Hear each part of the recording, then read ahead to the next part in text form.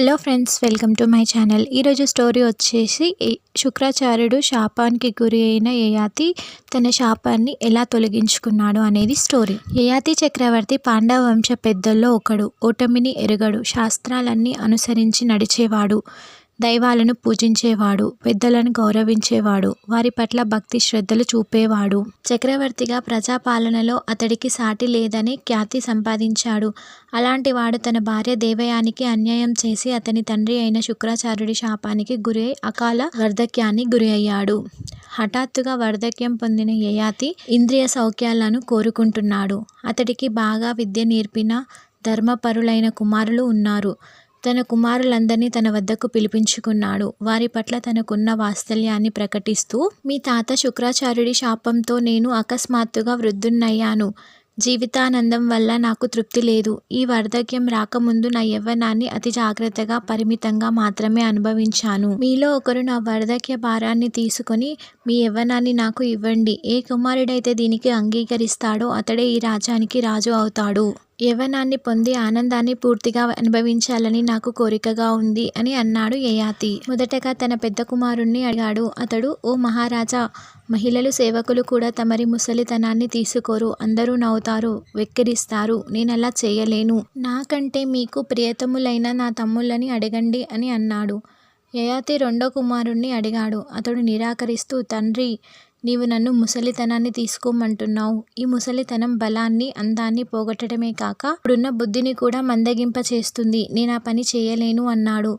మూడో కుమారుణ్ణి అడిగాడు. ముసలివాడు గుర్రాన్ని గాని ఏనుగుని గాని స్వారీ చెయ్యలేడు. అతని మాటలు వణుకుతాయి. అలాంటి పరిస్థితిలో నేనేమి చేయాలి? ఇందుకు నేను ఒప్పుకోను అన్నాడు మూడో కొడుకు. తన కోరికను ముగ్గురు కుమారులు తిరస్కరించడంతో యయాతి కుంగిపోయాడు. అయినా ఆశతో నాలుగో కుమారుణ్ణి కూడా అడిగాడు. నీవు నా ముసలితనాన్ని తీసుకో, నీ యవ్వనాన్ని నాకివ్వు. కొంతకాలం అయిన తర్వాత మళ్ళీ నేను నీ నుంచి నా ముసలితనాన్ని తీసుకుంటాను అని అర్థించాడు. నాలుగో కుమారుడు కూడా దీన్ని వ్యతిరేకించాడు. తన యవ్వనాన్ని ఇవ్వలేకపోయినందుకు క్షమించాలని కోరాడు. వృద్ధుడు తన శరీరాన్ని శుభ్రం చేసుకోవాలన్నా ఇతరుల సాయం తప్పనిసరి. ఇదెంతో దారుణం. ఏ కుమారుడైనా తండ్రిని ఎంతగా ప్రేమించినా ఆ పని మాత్రం చేయలేడు అని అన్నాడు నాలుగో కుమారుడు. నలుగురు కుమారులు తన కోరికను కాదన్నందుకు యయాతి తీవ్ర విచారం చెందాడు. అయినా ఆశతో తన ఐదో కుమారుణ్ణి కూడా అడిగాడు. నువ్వైనా నన్ను కాపాడాలి. ఈ ముసలితనాన్ని నేను భరించలేకపోతున్నాను. శరీరం ముడతలు, తెల్ల వెంట్రుకలు, వీటితో నేను భరించలేను. దయచేసి నీవైనా నా కోరిక మన్నించు అని అడిగాడు. ఐదో కుమారుడైన పురు పితృవాత్సల్యంతో, తండ్రి, నా యవ్వనాన్ని నీకు ఆనందంగా ఇస్తాను. ఆ విధంగా మీకు ముసలితనం, విచారం, రాజ్యభారం లేకుండా చేస్తాను. సౌఖ్యంగా ఉండు అని తండ్రిని ఉద్దేశించి అనడంతో యయాతి ఆనందానికి అవధులు లేకపోయాయి. యయాతి పురిని కౌగిలించుకున్నాడు. కుమారుని స్పర్శతో తక్షణమే యయాతి యవ్వనంగా మారిపోయాడు. పురు ముసలివాడయ్యాడు. యయాతి తొలుత వాగ్దానం చేసినట్లుగానే రాజ్యాన్ని పురుకి అప్పగించాడు. పురు రాజ్యాన్ని చక్కగా పరిపాలించి గొప్ప ఖ్యాతిని పొందాడు. యయాతి చాలా కాలం యవ్వనాన్ని, ఆనందాన్ని అనుభవించాడు. అప్పటికే ఆయన తృప్తి చెందలేడు. కుబేరుడు ఉద్యానవనానికి వెళ్లి అక్కడున్న అప్సరస్సులతో కొంతకాలం గడిపాడు. తన యవ్వనాన్ని అనుభవించే కొద్దీ ఇంకా పెరుగుతుందనే వాస్తవాన్ని గ్రహించి పురు వద్దకు వచ్చాడు. ప్రియకుమారా, ఇంద్రియ సంబంధమైన కోరికలు అగ్నికి ఆజ్యం తోడైనట్లుగా పెరగడమే కాని తగ్గవు. ధనం, ధాన్యం, పశువులు, స్త్రీలు మొదలైనవన్నీ ఎన్నడూ పురుషుణ్ణి కోరికలు సంతృప్తి పరచవు.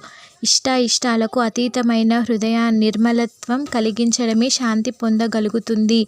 దానినే బ్రహ్మప్రాప్తి అంటారు. నీ యవ్వనాన్ని నువ్వు తీసుకో, ఈ రాజ్యాన్ని బాగా పరిపాలించు అన్నాడు యయాతి. తరువాత ఐదో కుమారుణ్ణి నుంచి ముసలితనాన్ని స్వీకరించాడు. పురు తన యవ్వనాన్ని తిరిగి పొందాడు. యయాతి చేత పట్టాభిషిక్తుడయ్యాడు. యయాతి అడవులకు వెళ్లి తపస్సు చేస్తూ శరీరాన్ని చాలించాడు. తరువాత వీడియోలో విదురుడు గురించి తెలుసుకుందాం. ఈ వీడియో గనక మీకు నచ్చినట్లయితే like, share and subscribe. Thank you for watching my video.